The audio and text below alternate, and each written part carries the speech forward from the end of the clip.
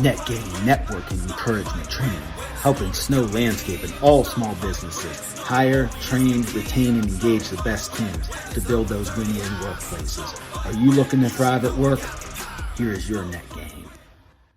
Welcome to NetGain. This is Networking Encouragement Training. I'm your host, Evan Tashwire from Jack of All People Trades. We exist to help Snow Landscape and all small businesses find, train, retain, and engage the best people building those win-win workplaces. So I'm excited for this conversation we have today. This is for anybody in sales in any arena. We have Wesleyne Whittaker. So she is the author of The Sales Reset, which came out recently, and also a long time, sales leader, coach. So Wesleyne, I'll let you just introduce yourself, a little bit of your sales background and kind of what got you to authoring.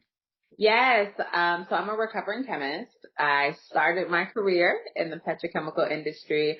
I was a failure analysis chemist. So they would bring all these broken plastic parts into the lab and say, why did this break? Why did it crack? What is happening here? And so I had to figure those things out.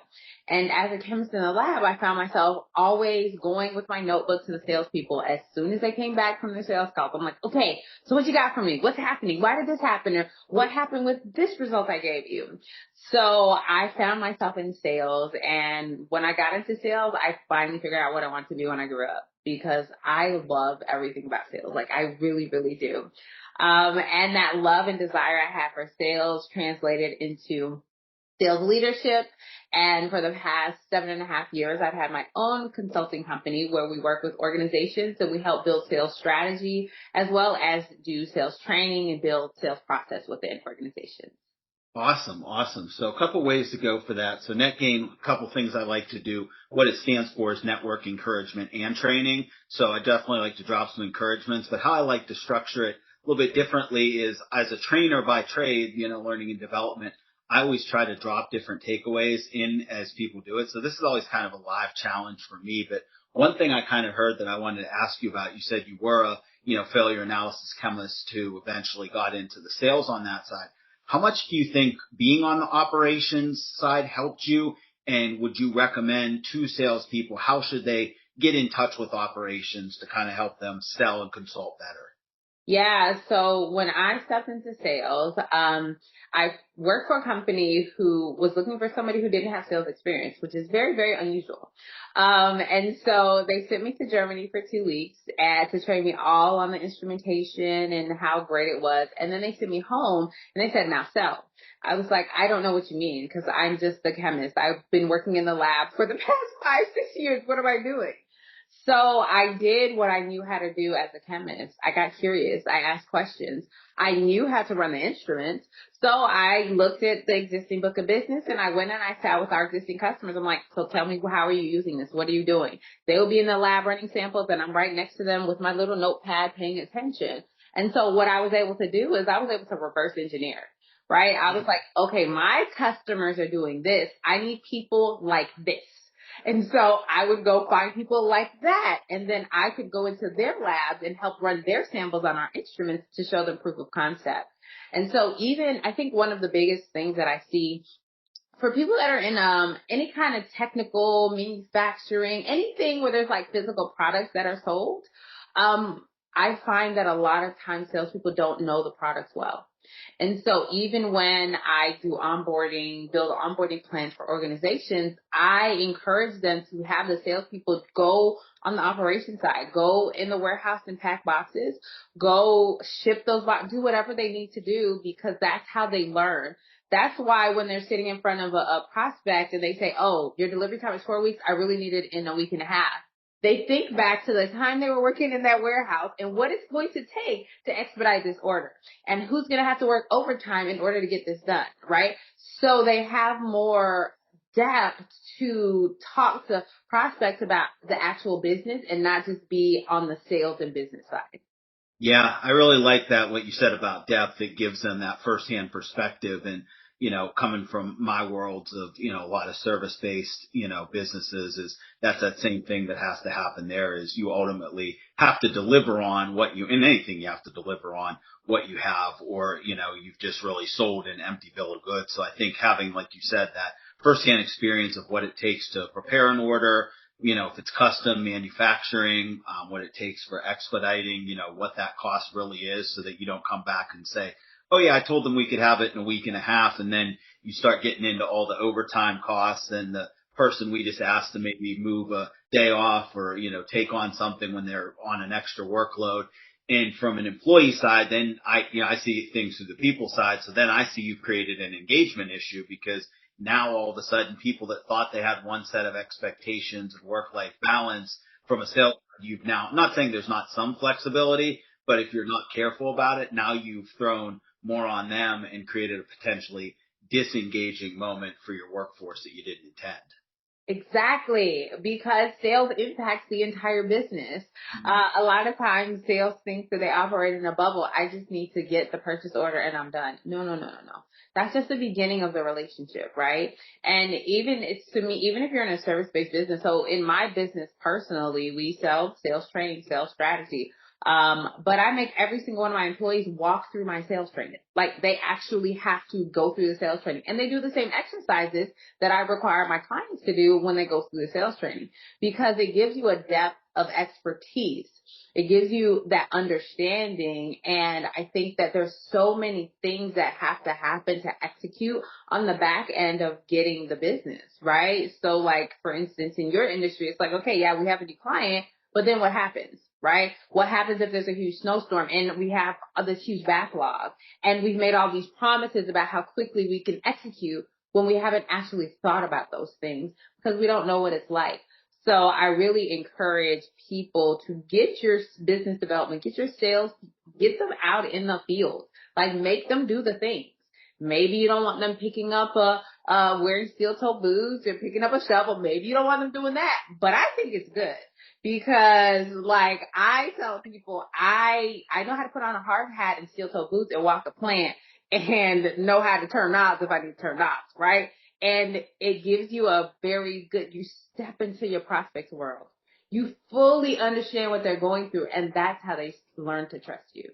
100%. No, I like that full kind of focus. So I'll hit with an encouragement here. And then I did have another question kind of off what you said you do and that focus, but an encouragement for the listeners here, because I like to give them on net gain, is kind of off what you said, Wesleyne, about how you started in sales is start with your strengths. When you're in an unsure situation, start with what you're sure about. Start with what you know. So you and I think have similar parallels in that. If you said you started with, I was a chemist, so I sat with the equipment and I saw what they were doing with it. And I looked at what is the end use, what works, what doesn't, what type of people use it, and then could reverse engineer back to how do I get in front of those types of people and company. I did similar because when I started I've been in several different industries on the HR people side. I started in snow and landscape, and I had been a recruiter before, talent manager, trainer, but I had never done snow. So I really started just by learning and really recruiting with, okay, I know how to ask good questions. I know how to learn, and then kind of reverse engineered from there. So to anybody who's in an unsure point in your career, start with your strengths, and then kind of build and research from there. So next thing I wanted to ask, you mentioned about, your firm doing sales strategy, sales training. So with sales strategy, if somebody, I know a lot of times people reach out usually, and I find the same thing from offering, training consulting and training from, the people side or the leadership side with Jack of all people trades. Usually when people are reaching out, something's on fire or they're feeling a pain of like, I want this solved yesterday. But I think we both know that while yes, we want to solve it yesterday, the best change and the best systems take time. So what would you say to a company who's reaching out, any size of business, wanting to put a sales strategy, and what kind of should they think about before they just reach out and say, okay, I need you to double my sales tomorrow? I think the number one thing that I would say is don't wait until you're in a downturn. Our best clients are doing well. Like the clients that we work best with, they're scaling, they're growing, they're doing the things, but they realize that if they continue growing at that pace, there's something broken inside that they don't know how to fix, or they have one person that's closing 80% of the business. And if that person leaves, the business blows up. or they're close to retirement. So if you reach out and say, I need a sales strategy when you're struggling, the thing is you put a lot more pressure on the consultant, on the firm that you're hiring, and you also put pressure on yourself. Because it's like, if it doesn't turn around in 60 days, if it doesn't turn around in 90 days, then the business is going under. And the reality of the situation is there are usually a lot of things that are broken. Working with one organization for going on a year now, and when I got in there, I was like, oh, wow, yeah, there's a lot of things happening here. One big challenge was the top sales leader within the first 3 weeks of our engagement. She confided in me that she didn't like to sell and she didn't like to lead people. I said, this is a problem. This is a very big problem, right? You're in the people business. You know that's a problem. Yeah. And then they had no strategy. They had no sales process. They had the wrong people in the wrong seats, right? So the business was functioning because of back end business, right? So they were still making money. They were still doing the things, but they hadn't closed a new deal in 2 years. And so the thing is, I had to completely restructure the entire sales team. And that took time. You can't just go in and fire everybody, right? You have to start and you have to build a process. We had to build a playbook. So it takes time. And I also would say, if you don't give the organization, the company that you're hiring, at least a good 90 days, then you're setting yourself and them up for failure. Yeah, I think really good advice. So a couple takeaways that I wrote down and heard there was, number one is don't wait till you're in a downturn, when you're looking at sales strategy. And number two, also look at your risks. So like you said, operationally, if you're growing, is this stretching the operation? I can use snow removal since that's a good bit of my audience. Obviously, there's only so many equipment operators in an area. They're not infinite. So it's like, if we grow at this point, do we have enough staff that we could recruit in this area, or is it eventually going to explode? Or do we need to find an efficiency in there so we don't need as many people? But regardless, the point is look at the risk. Look at the risk of, if you have one rep that's closing 85% and they want to do something else, or they get poached by a competitor or whatever, or if you're close to retirement. So yeah, those are two things I heard. And I definitely believe that too, because like you said, if you don't do that, you're kind of in, behind the eight ball, so to speak. So what would you say too, to especially service-based businesses? Cause that seems what I work with more, but when you're thinking about, hiring, I think sometimes people think about, okay, I need to hire a salesperson. What does that look like? And when is it the right time to bring a body on versus when is the right time to look at what you have internally and maybe reallocate some resources? Oof.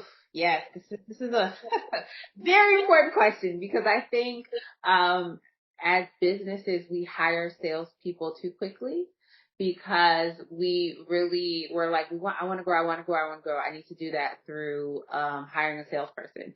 So if you're doing, I'll start with founder-led sales, right? So if the founder is doing the majority of the sales and closing a lot of the business, there are so many different things that you have to handle. And I like to say the last thing that you let go of is sales, right? Like you can teach somebody the operation, you can teach somebody the accounting, you can teach somebody all of those things, but sales is the last thing you let go of. And as you are letting go of it, you are bringing someone on that you are able to have them shadow you, to spend time with you. You can't completely put a salesperson in a new job and just expect them to work. I like to say the time it takes to onboard a salesperson is typically whatever your sales cycle is plus 2 months. If you have a 4-month sales cycle, it's going to be 6 months. If you have a seasonal business, you have to think about, like most of your listeners have seasonal businesses, right? Okay, so you need to be thinking about onboarding somebody now so they're ready for the next season, right? So they're already in it. Because if you wait until you're busy and try to get somebody on, it's going to fail. So that's if you hire somebody from the outside. But I also think that there is benefit to nurture somebody from within. And I think you just want to be very careful, because a lot of times we will promote people into sales positions because they've been really good doing something else in the company. And so we think that they're a people person and they can do this and they can do that. but then when the pressure is put on them, they can't rise to the occasion. And so when you're thinking about, do I promote somebody internally because they know the business, they know what we're doing, they know those things, what you really have to assess is this person a go-getter? Because that go-getter is, do they have the hunting mentality? Because that is one of the most important things for salespeople. And it's why in small businesses, salespeople are not successful because they don't know how to hunt for business. So you need somebody, and how can I assess that? If they have worked in operations, are they the one who's like, this is an issue, let's fix it. That is a challenge, let's do this. Or are they the ones who fix the issue that comes to them? That's not a bad person, but it's just not your right salesperson. Yeah, really good insights on both sides. And I like the takeaways I definitely took was number one about with salespeople, whatever your sales cycle is plus 2 months is really what it takes to get them up to speed. So thinking about that seasonally, absolutely. They need to be through one landscape sales cycle or snow sales cycle, to understand it plus those 2 months, then be able to float. And I like what you said too about the sales skills. You need somebody who's a go-getter. And I like the example you shared of when you're looking at somebody internally, do they see a problem and go after it with a solution, or do they just fix not that there's anything wrong, like you said, with fixing what comes to your desk. There's a place for those people, but it's not necessarily in the sales role. And I'll throw an additional overall takeaway to listeners too, is that's anything from a people side is you have to be careful of I'm sure you've heard of the Peter principle where we promote beyond competence. And that happens with leadership sometimes too, is you have somebody who's very technically good on, the mower, the service, a great mechanic, a great technical person that you promote to leadership. Now they have to lead people and help people get things done and listen to the concerns of people and manage, when somebody's got a new baby at home that's sick and it's going to affect their workload. That's a whole different thing. Or maybe they've come from a prior job where feedback wasn't a positive thing and you don't understand why they're receiving it. Those are different skill sets. So really looking at what is the skill set of the job and do they actually have it? Yes. It's not just it. And you have to really think about what are the tactical competencies, because maybe you have a very good book of business and you just need someone to extract more business from those people, to make sure that they renew annually. Ask them for referrals. Like, what is your actual goal with this salesperson? Or do you need to move into a different territory, a different area, right? You need somebody who's going to push outside of their comfort zone, who's willing to drive a little bit further to go see people, right? So like really list out what are the tactical competencies that I need this person to have.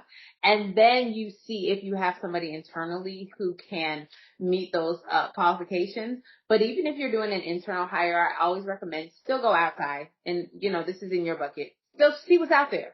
Because sometimes we're blinded by what we see and we're like, I don't want to have to train somebody on how to do this, this, and that. But what I know is I like to hire for sales skills, not technical competence. Because if we're really good at what we do, we can train a good salesperson on the technical aspects of of the product, of the service, of whatever we have. Yeah, no, that's really good insight. And I like that perspective. So kind of shifting to, you had the book come out recently, which I actually just finished last night, The Sales Reset. First of all, I'll just say excellent book, really with belief and, from a kind of almost look at it like a textbook in the fact that it has like, for the audience questions in there to answer about some of your beliefs, experiences you've had. I really use the belief statements at the end to kind of actually write affirmations for myself on it. So it's something I can revisit with it, because for myself, I'm still kind of growing as a salesperson because, I've always been the HR people side trainer, work brought to me, but I've had that little bit of entrepreneurial side where I've gone out and sought stuff too. And then consulting, now it's like, okay, now you have to seek business. So, I'm learning on the fly with it, but I just want to say really good book, not to make about me, but it definitely was a really good book. But what got you to write it, and what would you hope that the readers take away? Like, who's it good for and what would you hope they take away from it? So, why did I write this book? I wrote this book because I have been, or I was, I guess I could say I was very tired of seeing all these sales books that were reiterating the same thing over and over and not really moving the needle. right? So there are a lot of great sales books out there. And what I feel like is they're very good tactically, but the biggest challenge that I see in sales is like this mindset, is our belief system. So you can teach somebody how to write great emails. You can teach somebody how to have better discovery meetings. But if they don't believe that they belong in that room, if they don't trust themselves, if they don't do all of those things, then they're never going to actually do it. So that was really my goal of writing the book. I wanted to give a mindset and a skill set manual that somebody could read pretty quickly. You know, in a couple of hours you can get through it. Then you go back to the chapters, you do the assignments, the things, and it gives you what you need. So that was the reason why I wrote it. And as I have written the book and gotten feedback from people, you know, I think one of the things that hit me, because essentially I wrote the book for salespeople, because I often had salespeople reaching out to me and saying, oh my gosh, I want to work with you. How do I do that? And I don't work with individual salespeople. I usually work with companies. I'm working with salespeople within. And so this is almost like my gift to the sales industry, right? But I found that it's a very good manual for entrepreneurs. I found that it's also a very good book for founder-led sales. So for anyone who is physically selling, whether they're leading a team, they're leading themselves, they're leading their own company, it's a really good book for them.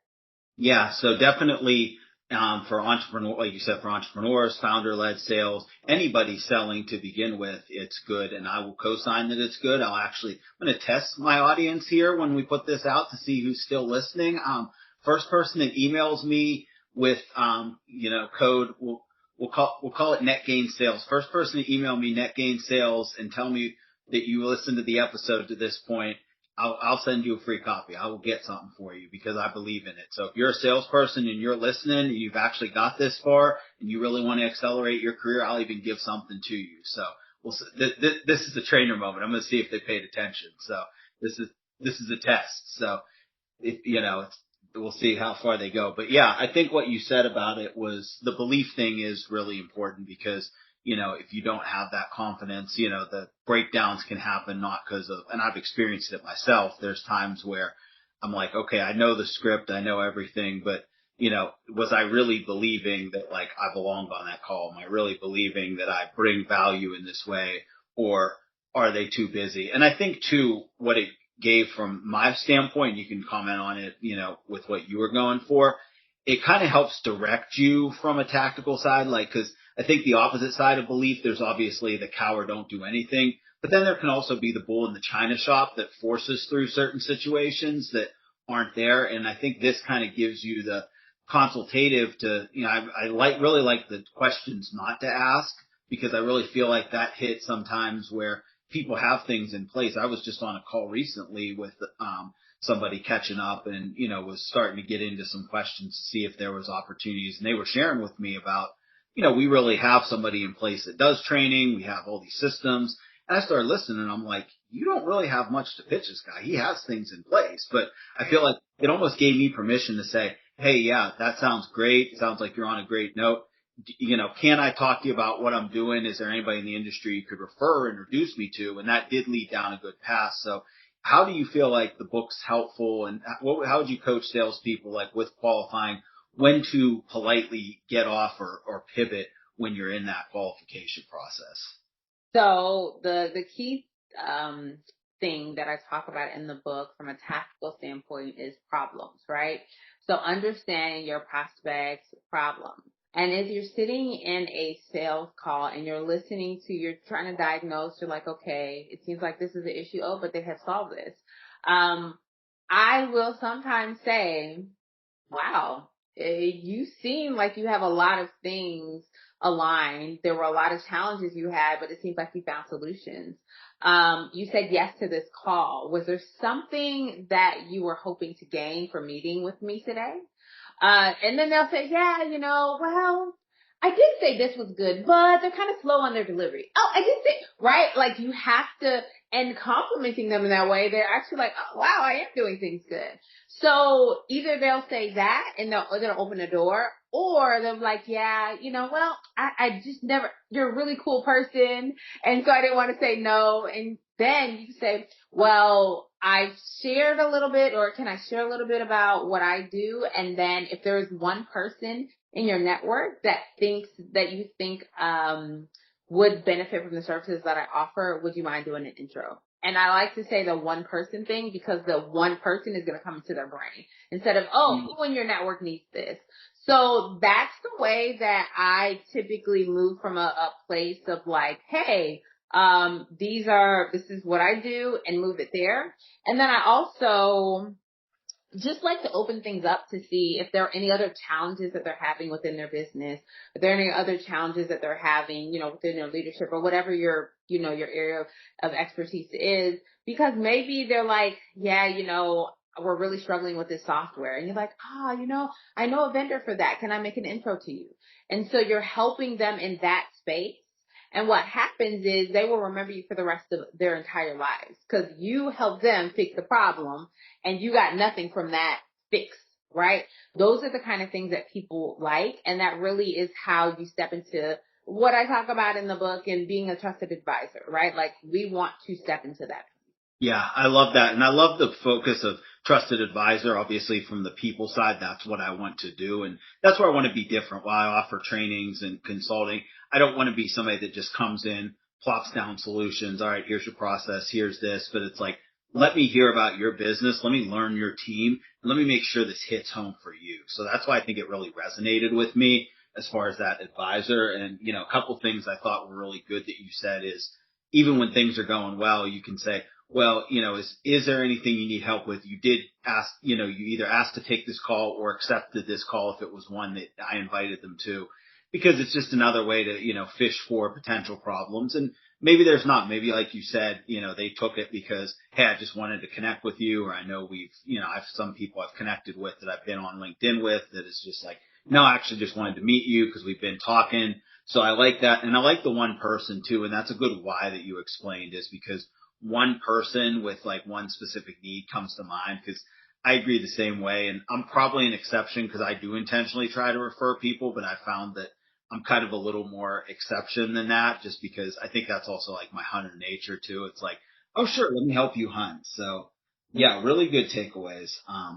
So I wanted to pivot to talking about, what we call in snow removal, the lowball pricing epidemic. There was, episode of the Snow Jobs podcast, another industry podcast that talked about it. They had, they were basically sharing and lamenting a little bit that this was last fall going into this winter. They were running into a lot of companies that were taking bids that were 50% or more less than theirs for the service. And they were saying like, I don't even know how companies are doing this. Or are they doing it just that some I know they said might be like spring companies just doing it in the winter to get by, but they're like, it's affecting the whole market. And it also, a lot are probably doing it in a way that they were expecting a lighter winter. And I know from now being through a winter, there was a little bit of shock there and hopefully reset. But regardless, when you run into that kind of lowball pricing epidemic where you have two challenges, one, you have the undercutters who are maybe expecting that it's not going to take all that it takes to do the work. And then number two, prospects, in that case, property managers that are saying, just send me your bid and won't get in front of you. How do you address both of those, both the undercutters in general and then the property manager who won't kind of step to the table to, get educated about all it takes to do the job? So this is going to be a very, maybe not nice way to put this, but I think one of the rules that I institute in companies that I work with is we do not send blind bids. We don't send blind quotes. We don't. If you will not spend time on the call and on the phone with us, or hop on a meeting or allow us to come see you, then we're not going to send you anything, because you're just using it as a competitive bid. And again, talking about our resources. So whether you're creating that bid or somebody else in your organization is creating that bid, it's a losing game. So like, there's just like a zero tolerance policy for that. They won't talk to you. You don't get a bid, period. Are you going to lose a business? Absolutely. But would you probably lose a business anyway? Absolutely. And then they know your pricing.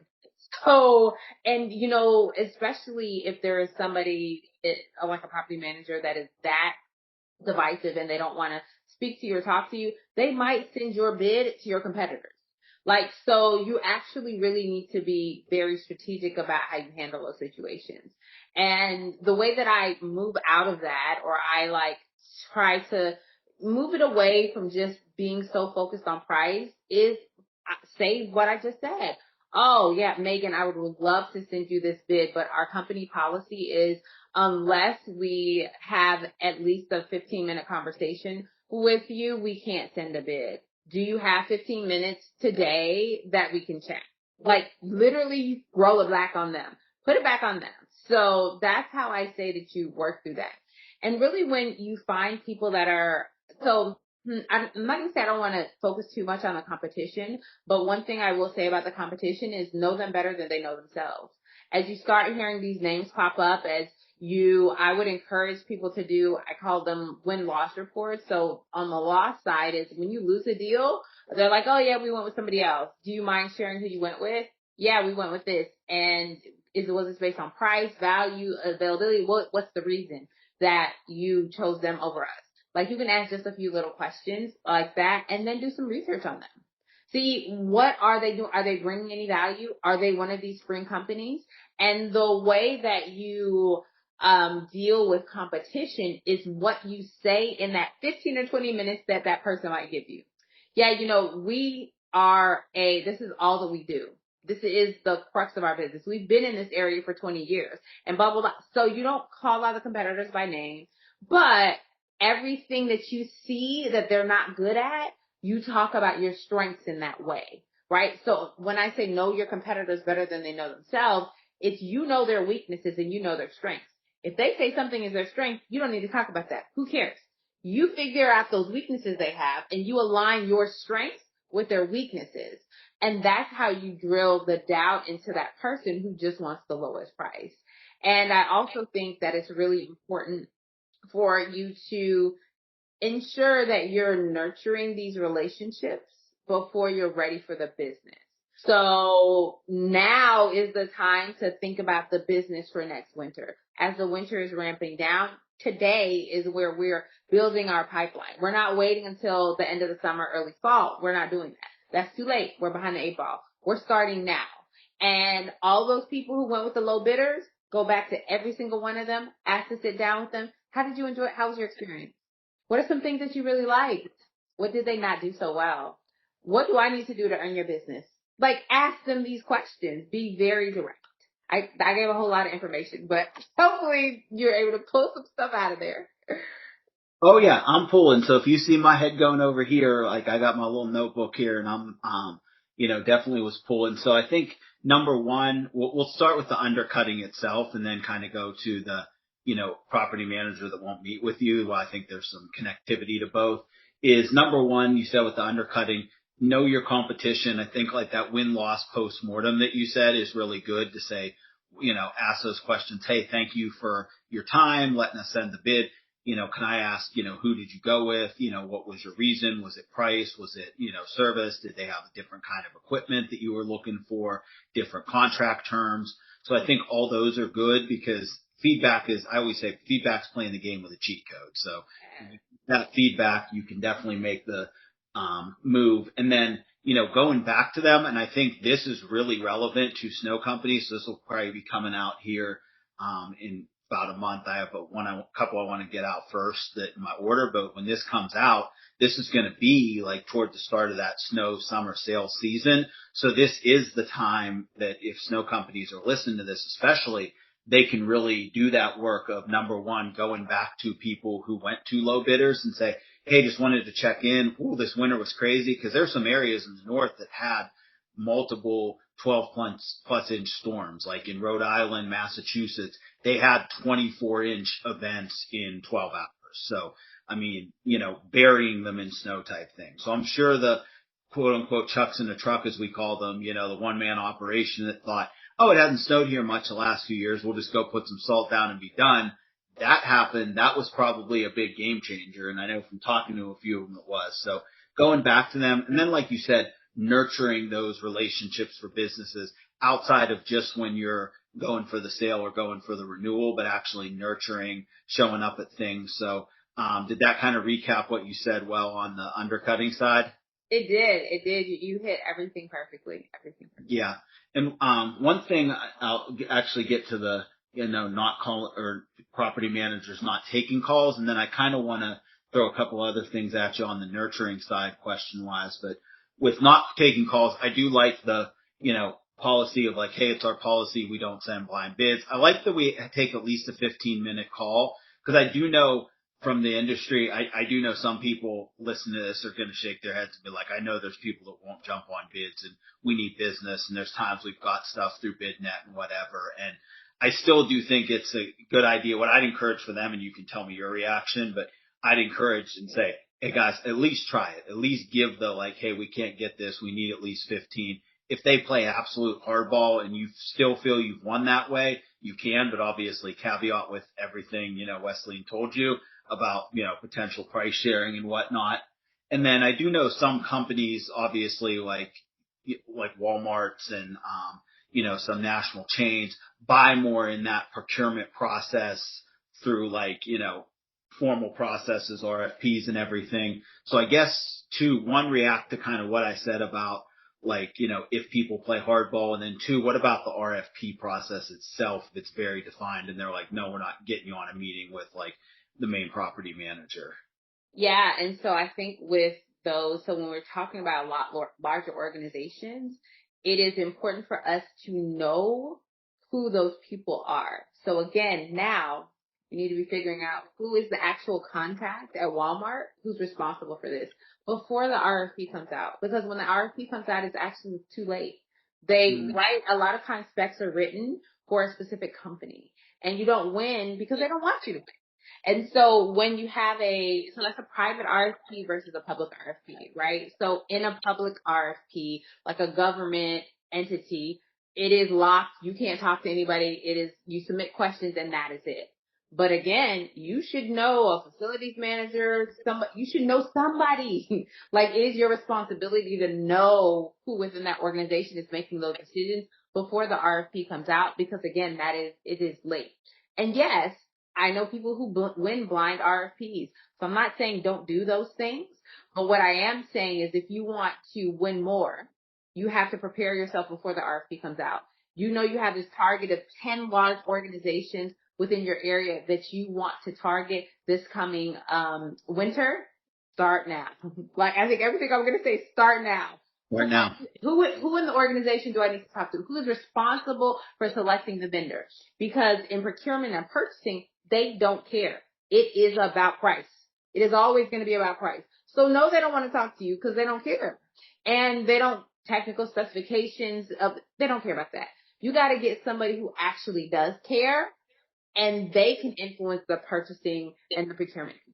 Really good. Yeah, I like that perspective. Like you said, get in front of people, start now. So with that kind of start now is, what would you say is recommendations? I know some people, I personally think it's a good idea, but I haven't been as involved in it. I've heard some of my colleagues in sales get involved with things like BOMA, Building Owners Management Association, which is like, trade association for property managers. I think IREM's one out of Michigan, and they'll go to like their events and their meetups. Like I saw one of my, contacts was just at like a March Madness meetup they had for, BOMA and the Eastern PA area. So what do you say to that? Is that like good idea? And if you're doing that, what you debating?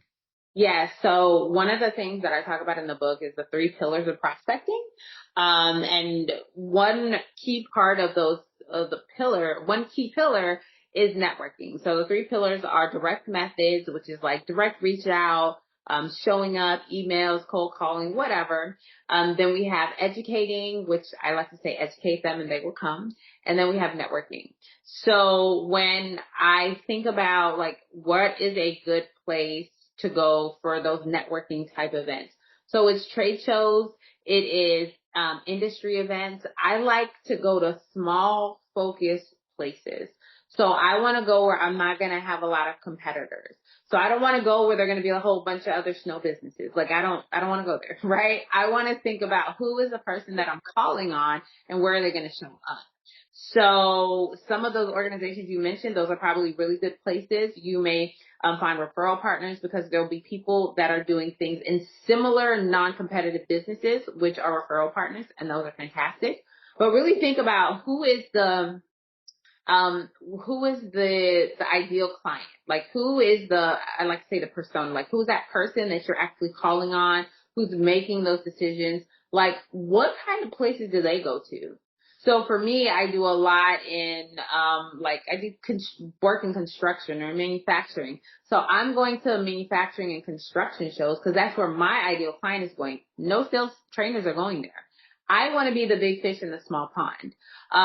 So really think about who the person that makes decisions within your organization, where are they going for their professional development? And that's where you go. Love that. Yeah. So definitely defining that ideal client and figuring out where they go for professional development, networking, and then where you can go, where you are the snow expert in the room, the landscape expert in the room. I think that's really good with that. And along with that, I would also say, ask your current clients too, who are in those roles, because obviously, especially if they're satisfied, well, I would probably use the ones you're satisfied with. If they're not satisfied, that's another issue you got to deal with. But the ones that do love what you do and love your service, check with them. What's their roles? What's their responsibility? I even ask them, what do similar titles look like in other organizations? So as you're out there, maybe asking about BOMA, you could ask them, hey, who attends these meetups? I'm trying to meet, property managers, facility managers, owners, whoever it is that's making those decisions. Ask them that, and then you can really find out how to do that and educate, of course. I mean, I'm personally biased toward that because training's my thing, but yeah, definitely love the education piece. One thing I'll say, this is shameless plug, but it's my podcast, so I'm going to do it because it's mine, is for snow companies listening, one thing I've talked to a couple people about, but I'm definitely willing to be a partner with you on offering some soft skills, essential skills courses on things like communication and leadership that you can invest in for your company. But since those are universal teachings that also apply to property managers, invite some of your clients to that as for free, especially because you had a big year of snow. So a lot of them probably spent more in their snow budget than they want to. So if they can save a couple $100,000 on professional development for their leaders, they might. Your free belief selling toolkit. And you can follow me on LinkedIn. I'm there just as Wesleyne. I post daily on sales, business ownership, and leadership. Awesome. Thank you, Wesleyne. It's been Evan Tashwire, Jack of all people trades, Wesleyne Whittaker, the Sales Reset. Definitely encourage you to check that out so you can sell better. We are out. Weather, but you ain't gonna slip and fall with that. Why? Cause we snow fighters, we assaulting that. Get it, salting that. King me the salting round. Clown brokers, end of the road. This a cul-de-sac. Blackout with white glove service. That's the coldest facts. Sparks flying from the start. It's a Goldberg match. Wild with the snow clouds running. We be on a mission. How